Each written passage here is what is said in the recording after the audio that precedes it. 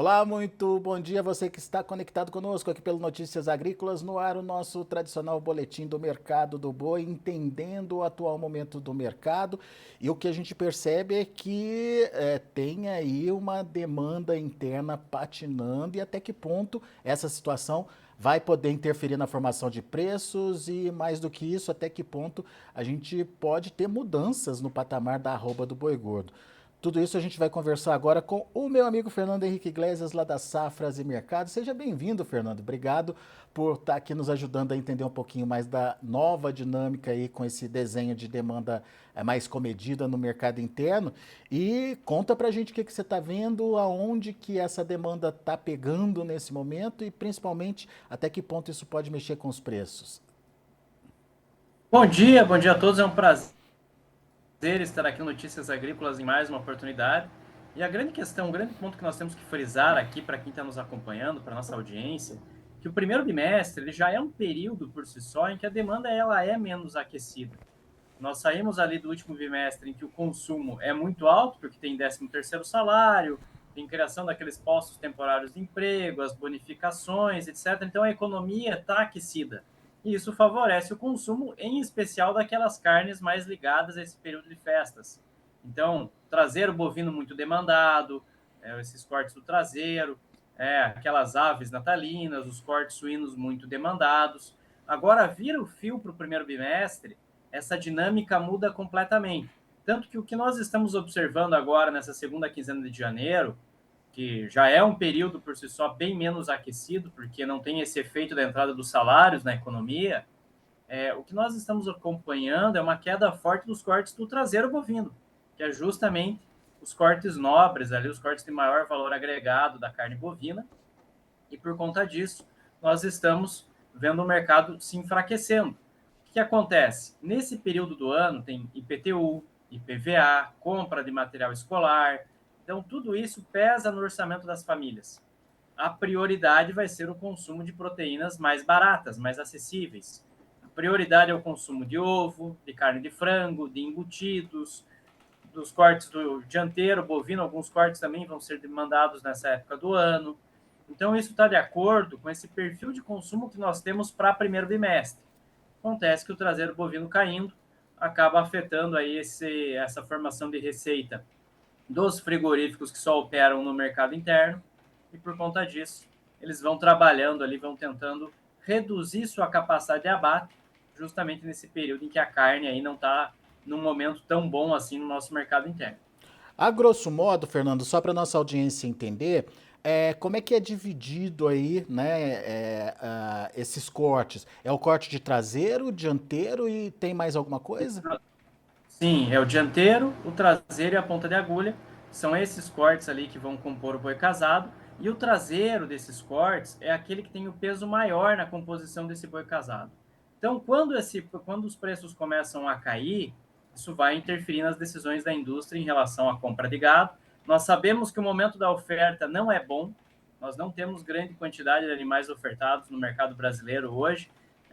Tem regiões em que a pastagem ela é boa, o pecuarista consegue cadenciar o ritmo dos negócios, consegue ditar o ritmo dos negócios, mas de qualquer forma, isso ainda agora já começa a oferecer um sintoma de um pouco mais de acomodação e podemos ver sim algumas tentativas de compra em patamares mais baixos de preço aí nos próximos dias. E vamos ver também, tem um aspecto que é muito importante, como que a entrada dos salários ali na primeira quinzena de fevereiro vai impactar sobre o mercado. Esse é um ponto interessante para nós pontuarmos também. Tá. Olhando para o boi casado, já teve mudança nas cotações já? Já teve pressão em função aí dessa queda nos cortes de traseiro? Sim, a gente já viu quedas do preço do boi casado, tá? É normal, isso é natural. Conforme esses cortes vão caindo, vai caindo o boi casado também, vai caindo a carcaça ali no mercado atacadista. É normal que isso aconteça, faz parte dessa dinâmica de mercado. E como eu falei, essa segunda quinzena de janeiro, mercado bem menos aquecido, natural também, né? Já passou aquele efeito dos salários na economia, etc. E por conta disso a gente vê frigoríficos ali com uma quantidade razoável de produto em estoque e preços em queda. Você tem hoje a cotação do boi casado aí pra gente, Fernando? Temos sim, estamos trabalhando aqui na faixa dos R$ 22, tá, o boi casado. E o que que acontece? A perspectiva, pelo que eu conversei com o pessoal das indústrias, com o pessoal que trabalha com o atacado, com a venda da carne, é realmente ainda de nova continuidade desse movimento de queda dos preços da carne aqui no mercado interno, e isso vai oferecendo uma perspectiva um pouco mais pessimista. Mas eu quero alertar aqui para quem está nos acompanhando que temos notícias boas nisso tudo.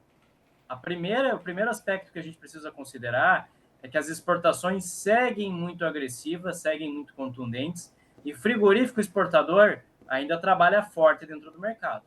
Ainda Essa, trabalha. essa situação está mais focada, então, nos frigoríficos de mercado interno.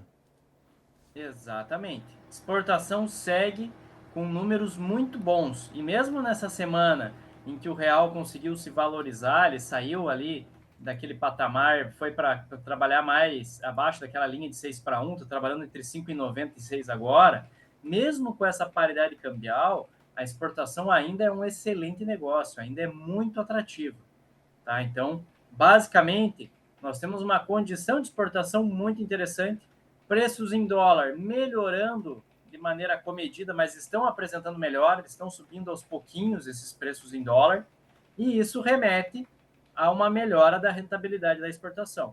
Tá? Sempre temos que ponderar aqui o seguinte aspecto: qualquer US$ 100 que o preço da carne subir no mercado internacional, melhore muito a conta da exportação com um real tão desvalorizado como nós estamos vendo.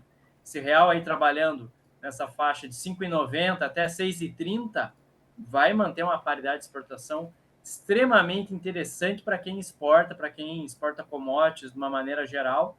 Esse câmbio é bastante favorável. E eu ontem tive a oportunidade de conversar com o Roberto Perosa, presidente da ABEC, e a gente falou sobre, inclusive, a participação dos Estados Unidos nessa exportação inicial do início do ano aí, e a importância que os Estados Unidos estão tendo nesse volume exportado. Ele disse que já batemos aí em 100% a tal da cota que tem A para cota de importação, de exatamente. importação e que a partir de agora a gente vai ter que pagar 26% aí de tarifação na carne exportada para os Estados Unidos e ainda assim a carne brasileira está competitiva no mercado internacional e para os americanos mesmo com essa taxação, Fernando. Vejam, pessoal, vamos colocar aqui alguns pontos em relação ao mercado internacional que eu acho que é muito relevante para nós entendermos o momento do Brasil. O primeiro aspecto aqui é o seguinte: os Estados Unidos está com o seu menor rebanho desde os anos 50, é deficitário na produção de carne bovina. Os Estados Unidos têm dificuldades na produção de carne bovina hoje. Em função disso, nós vamos ver aí um mercado, os Estados Unidos demandando proteínas aqui do Brasil, carne bovina brasileira. A gente já viu isso ano retrasado, já vimos isso ano passado, e estamos vendo agora novamente em 2025. Os Estados Unidos se consolida como o segundo grande mercado aqui para o Brasil. E só para vocês terem uma dimensão do problema, hoje uma arroba do boi gordo, quando nós convertemos ali para arroba nos Estados Unidos, ela está custando mais de US$ 100. A arroba do boi gordo aqui no Brasil está custando em média 54, de 53 a US$ 55 por arroba. Ou seja, o Brasil hoje ele é muito mais competitivo do que os grandes produtores de carne em escala global. E o Brasil hoje ele é uma grande alternativa de fornecimento de carne bovina, é a melhor alternativa disparado quando nós comparamos com todos os outros grandes produtores. Por conta disso, o Brasil está ganhando mercado, está ganhando tração nas exportações e, lógico, vamos colocar aqui o asterisco, que é aquela investigação que a China está conduzindo, né? Mas tem tudo para 2025 ser um ano de um novo recorde de exportação. O Brasil tem todo o potencial aí para, né, bater mais um recorde de embarques de carne bovina. Fernando, então a gente tem uma demanda interna patinando, uma demanda internacional aquecida e com promessa de bons volumes ainda sendo colocados aí no mercado. E como é que fica essa relação? Demanda interna, exportação, o que tem mais peso na hora de se fazer a formação de preços da arroba do boi gordo? Claro que nessa equação tem que entrar também o tamanho da oferta, né? Mas vamos considerar uma oferta atual, por exemplo. Olhando só pelo prisma da demanda, só pelo ponto de vista da demanda, então, tá? O que acontece? A maior parcela da produção brasileira, ela ainda fica aqui no mercado doméstico, mas essa relação está mudando. No início dessa década, o Brasil exportava de 20, 25% da produção de carne. Hoje, a nossa proporção mudou. Hoje, em torno de 35 a 40% da produção de carne do Brasil está sendo destinada à exportação. Então, o peso que as exportações ganharam, ela é muito maior agora no mercado brasileiro ao longo dessa década, e as exportações vão ter um peso cada vez maior. O Brasil vai abrindo novos mercados, vai expandindo os mercados que já são cativos aqui da carne bovina brasileira e vai ganhando tração nessas exportações. A exportação brasileira vai ganhando outra dimensão ao longo dessa década. Então, o peso desses embarques vai ficando cada vez maior. Hoje, realmente, o que paga a conta da indústria, das principais indústrias Brasil afora, é a exportação. Exceção aquelas que não são habilitadas, aí tem que trabalhar no mercado interno. Essas indústrias que trabalham só no mercado interno, elas precisam encontrar algum diferencial também para se destacar. A gente pode citar indústrias, por exemplo, que possuem certificação Angus, que trabalham só aqui no mercado interno e se dedicam a entregar cortes ali de maior valor agregado, cortes diferenciados, cortes para atingir um público-alvo que gosta de consumir uma carne de maior qualidade, uma carne mais cara. Tá? Esse é um caminho para esses frigoríficos de mercado interno trabalharem. Mas, no geral, a grosso modo, eles vão ter uma certa dificuldade de competir com essas receitas que a exportação tem hoje. Isso é um ponto que é muito importante nós frisarmos aqui. Frigorífico exportador consegue receitas muito superiores hoje, até por questão cambial, por melhora dos preços em dólar pagos pela carne bovina. Então, tudo isso faz com que as receitas do frigorífico exportador sejam muito superiores às receitas de quem fica só no mercado interno. Bom, então colocando todos esses fundamentos novos que você trouxe aí para gente, como é que isso vai influenciar na formação da arroba? A exportação cada vez mais tendo peso na formação desse preço, Fernando, e diante de uma possibilidade, obviamente, já sendo construída essa possibilidade de menor oferta ao longo de 2025, vamos ter aí preços mais firmes? Tendência realmente para 2025 é de preços mais firmes. Nós temos uma combinação de fatores que leva a crer nisso. O primeiro aspecto é o seguinte: exportação caminha para mais um recorde. O abate em 2025 tende a ser aí de 5 a 6% menor, segundo nossa estimativa, na comparação com 2024, justamente por esse processo de inversão de ciclo, menor participação de fêmeas dentro do abate. Então, tudo isso vai pesar sobre essa formação de preços da arroba. São duas variáveis importantes que nos levam a crer em preços melhores. Mas lembrando aqui o seguinte: o mercado do boi respeita uma sazonalidade.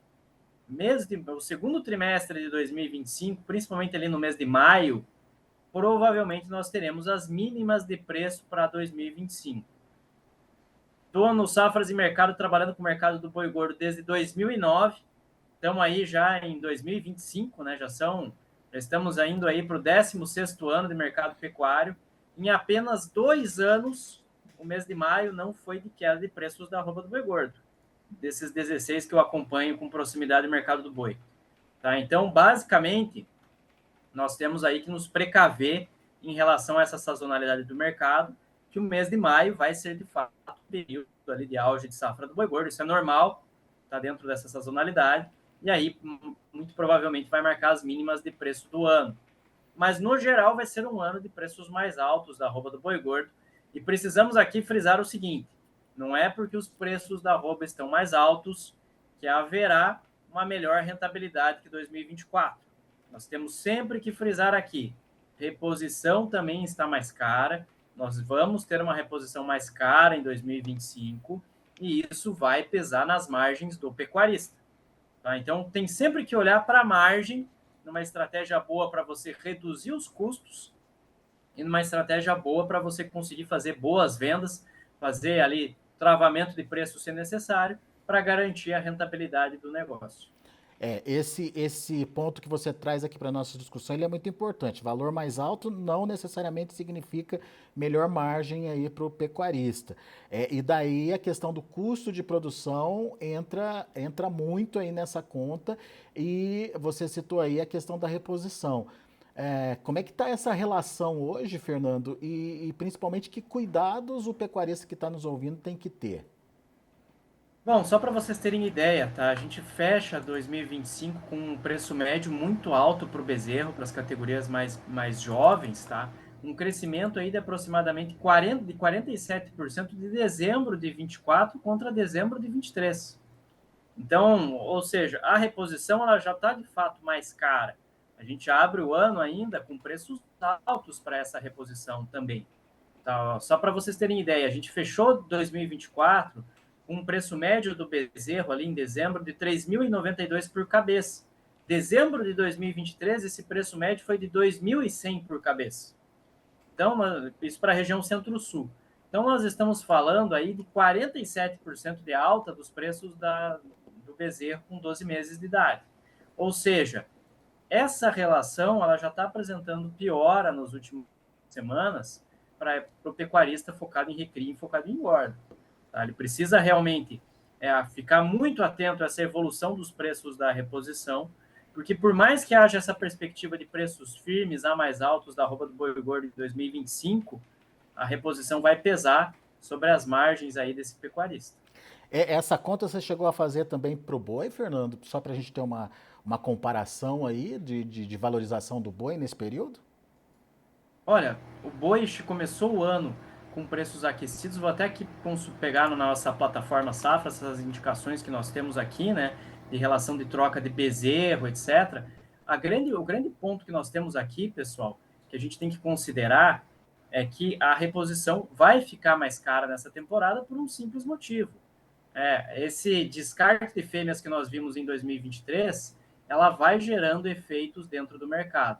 Olha só, quando a gente fala, deixa eu pegar aqui a relação de troca, mas de qualquer forma, o pecuarista vai ter que ter uma estratégia muito sólida em relação a a essa compra de reposição nessa temporada para conseguir de fato aí fazer uma boa margem, uma boa rentabilidade. Gestão, né, Outro Fernando? aspecto Vai ser a palavra do ano aí, né? Boa gestão, né? exatamente. Outro ponto que eu preciso colocar aqui para vocês, que é muito importante a gente colocar aqui, é as estratégias de aquisição de insumos para o segundo semestre em relação a confinamento.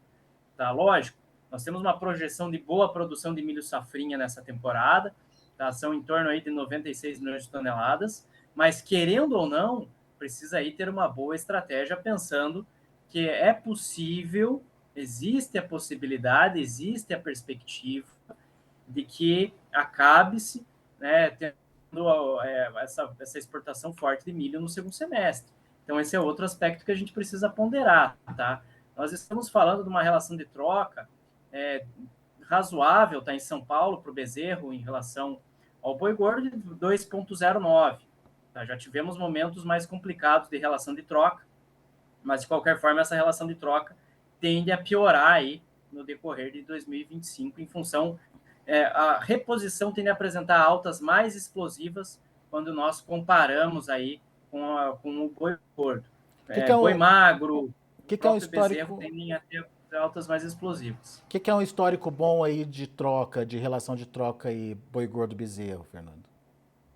Nós já vimos momentos em que, no período ali de mínima dos preços da reposição, em que a gente viu uma relação bem mais vantajosa do que está hoje, tá? Já chegamos a ter ali uma vantagem pro boi gordo na casa de 3, né, 3 para 1 aproximadamente, no Ah, período é? ali, e, sim, no período em que a arroba do boi gordo estava muito valorizada e os preços do bezerro lá embaixo, nós vimos uma relação de troca muito confortável. Um equilíbrio seria o quê? Uns 2,5?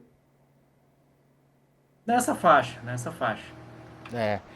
Ou seja, hoje está mais favorável, então, para quem produz bezerro do que para quem tem aí o boi gordo para fazer a troca, né?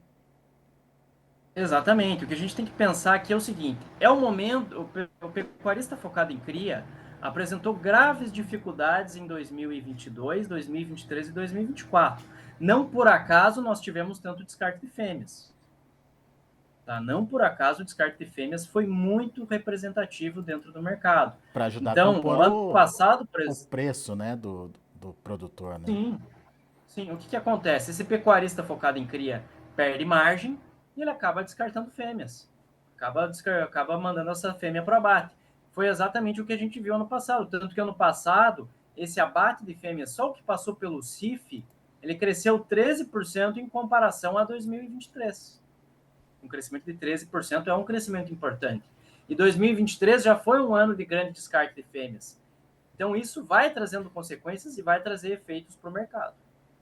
Pois é. E, portanto, mais do que nunca, a gestão, como a gente destacou aqui, vai fazer a diferença entre uma margem e uma boa margem, né, Fernando?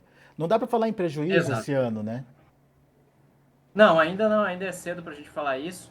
Pecuarista que trabalhar bem dentro da porteira para fora também, reduzir custo, conseguir usar as ferramentas que o mercado disponibiliza de proteção, vai conseguir ter um resultado melhor, vai conseguir aí ter uma boa margem nessa temporada. Não tão grande quanto a temporada passada, mas mesmo assim vai ter aí um bom resultado.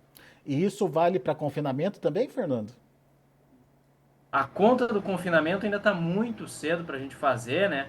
Mas é uma conta um pouco mais apertada nessa temporada. Vai depender realmente dessa curva de preços do mercado de milho, como que vai se comportar o comportamento dos insumos ali que vão para a nutrição animal, né? Mas a reposição de fato é a variável que a gente já sabe que vai ficar mais cara nesse ano de 2025. Muito bem. Então vamos lá, vamos retomar toda a nossa conversa aqui. A primeira conversa é a atenção com o que está acontecendo no mercado interno, principalmente em relação à demanda. Deu uma estabilizada aí na demanda, e principalmente os frigoríficos de mercado interno estão sentindo aí essa retração do consumo. Até que ponto isso pode chegar no preço da arroba, Fernando? Bom, o grande ponto aqui é o seguinte: esses frigoríficos já estão começando a tentar reduzir abate, então eles vão trabalhando de uma maneira mais comedida dentro do mercado. O que a gente já sente Brasil afora é que o mercado acomodou. O mercado estabilizou ali, por exemplo, em São Paulo, negociações acontecendo aí por volta dos 330, Goiás acontecendo entre 315 e 320, as negociações. Mato Grosso, nesses 315, 320 também tem negócio. Na região norte, R$ 300 tem sido a média de preços para essa semana. O mercado já acomodou, já bateu ali, travou, já não está indo muito além desses patamares que nós vimos aí na primeira quinzena de janeiro, já está começando a patinar.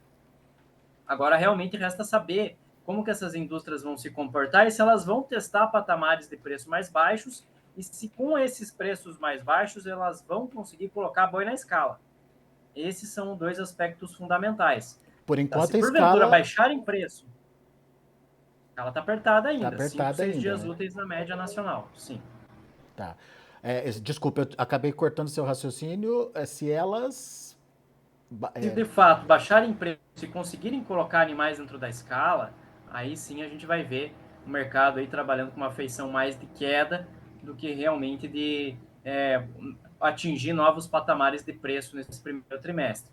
Vai depender realmente desse comportamento da indústria e se de fato eles vão conseguir evoluir aí nessa escala de abate.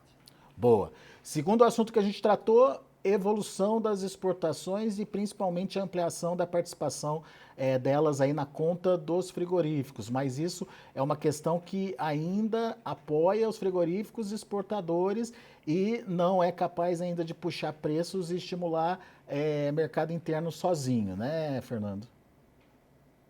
Exato. O momento que o Brasil vive hoje nas exportações de carne bovina é um momento fantástico. É um momento ali de exceção. É um momento que o Brasil está se consolidando como grande fornecedor de carne bovina em escala global. Tá? E uma vez que o Brasil assume essa posição, é muito difícil da gente perder essa liderança. Eu acredito realmente que no restante dessa década, o Brasil vai ganhando cada vez mais mercado, até porque a produção de carne ela está cada vez mais cara em outras regiões do mundo. Na Europa, produzir carne é muito caro, nos Estados Unidos está muito caro para produzir carne, na Austrália tem certas dificuldades de produção. Então, o Brasil realmente tem condições muito favoráveis hoje para se manter aí numa posição privilegiada. Essas exportações, agora pensando em 2025 e também no restante da década, elas vão ter um peso cada vez maior na formação dos preços da arroba, vão ter um peso enorme quando se trata de preços do boi gordo aqui no Brasil. Mudou da água para o vinho esse mercado, quando nós comparamos aí com a década passada e principalmente com a década retrasada. Então, a dinâmica das exportações mexe muito com a cara do nosso mercado. Show de bola. Terceiro assunto, oferta. E daí você pediu para a gente ter cuidado, para o pecuarista ter cuidado com o tamanho da oferta em maio, que é aquele momento em que existe uma concentração de oferta, obviamente por causa da condição das pastagens e também porque tem descarte de fêmeas acontecendo ali, né, Fernando? Sim, atenção a essa sazonalidade no segundo trimestre. Nós temos ali ótimas alternativas dentro do mercado para você se proteger da baixa. Dá para trabalhar com opções, dá para trabalhar no mercado futuro, dá para trabalhar com NDFs. Temos muitas alternativas disponíveis hoje no mercado que oferecem aí boas condições protetivas. E por último, mas não menos importante, a questão da gestão e a importância de se fazer aí uma boa gestão nesse ano. O Fernando lembrou que valor mais alto da arroba não necessariamente significa dinheiro no bolso. Então vamos prestar atenção aí a essa situação e mais do que nunca é válida essa dica que o Fernando acabou de dar. Participe do mercado, entenda o comportamento dos preços e se antecipe aí às possíveis variações das cotações. É isso, né, Fernando? Resumidamente, é isso. Gestão de risco, gestão de preço é uma necessidade agora em 2025. Não tem mais espaço aí para você trabalhar como você trabalhava 20, 30 anos atrás. Essas questões da porteira para fora estão cada vez mais importantes dentro do negócio. Show de bola. Show de informação, Fernando Henrique Iglesias, meu amigo, mais uma vez obrigado pela sua participação aqui conosco, sempre trazendo um ponto novo aí para análise e principalmente para que o produtor bem informado possa tomar a sua melhor decisão. Volte sempre, Fernando. É sempre um prazer participar aqui no Notícias Agrícolas. Um grande abraço a toda a audiência. Até uma próxima oportunidade. Até a próxima. Muito bem, temos então que acompanhar o que está acontecendo lá na B3 nesse momento, como estão se comportando os preços. Nos últimos 2 dias a gente viu uma pressãozinha acontecendo lá na Bolsa. Será que hoje está assim também? Vamos dar uma olhada. Olha aí, o mercado está misto hoje. Janeiro voltou a subir 0,25%, 323,90 e janeiro já está chegando aí no finalzinho. Vale olhar bastante para o que está acontecendo para fevereiro, R$ 320,50, queda de 0,08%. A gente tem, portanto, aí um movimento ligeiramente de queda. Março já voltou a subir um pouquinho também, de forma bem discreta, 0,09%, a R$ 322,30. Indicador CPEA ontem fechou com alta de 0,17% a R$ 327,15. Isso aí, números do indicador. Para o mercado do boi gordo, principalmente as demais categorias, temos aí algumas movimentações importantes. Por exemplo, o boi magro em São Paulo, R$ 4.250,20, uma relação de troca de 13 arrobas. Minas Gerais, 4.068, uma relação de troca de 12,78. E Goiás, R$ 4.132. Isso é por cabeça, tá, pessoal? Cabeça aí de boi magre, uma relação de troca de 13,29. Para o bezerro, essa relação de troca, estou falando do bezerro de 240 quilos. Em São Paulo, a cabeça do bezerro, 2.973,20. Uma relação de troca um pouquinho acima dos 9 pontos aí. Minas Gerais, 2.825, uma relação de troca de 8,88. Mato Grosso do Sul, 2.780, uma relação de troca de 8,97. Isso tudo são informações da Scott Consultoria. Lembrando que no final do dia eu volto trazendo o fechamento do mercado, as informações do mercado e principalmente como essas informações acabaram influenciando na formação dos preços. A partir de 5h30 da tarde estarei de volta aí com essas informações. E para você que está conectado conosco aqui pelo YouTube, não se esqueça que a partir de agora, Notícias Agrícolas tem uma programação contínua, pelo menos nesse primeiro momento, nessa parte da manhã, e você pode ficar ligado o tempo todo com a gente, que tem informação atrás da outra aqui, para que você seja o produtor mais bem informado do Brasil. E teremos mais novidades, afinal de contas, a ideia é instituir aí uma grade de programação para que você fique o tempo todo ligado com a gente pelo YouTube e, consequentemente, pelo Notícias Agrícolas também, onde a nossa programação vai estar sendo passada para que você acompanhe em tempo real o que anda acontecendo com os mercados. Combinado? E se você quiser participar com a gente, mande o seu recado. Tem sempre ali um espaço para você participar com a gente. Não se esqueça de deixar o seu joinha, o seu like. Não se esqueça de se inscrever no canal, principalmente no YouTube. Isso é muito importante, vai ajudar a gente aí a ter maior abrangência. E também não se esqueça de acionar o sininho. Isso porque você avisa o YouTube que você está interessado nas informações de Notícias Agrícolas, e quando a gente estiver ao vivo aqui, o YouTube te manda uma mensagem para você não perder nada, tá bom? Obrigado pela audiência, obrigado pela companhia. Daqui a pouquinho a gente volta com outras informações e mais destaques. Na sequência também tem João Batista Olive trazendo aí toda a movimentação do mercado no Tempo e Dinheiro.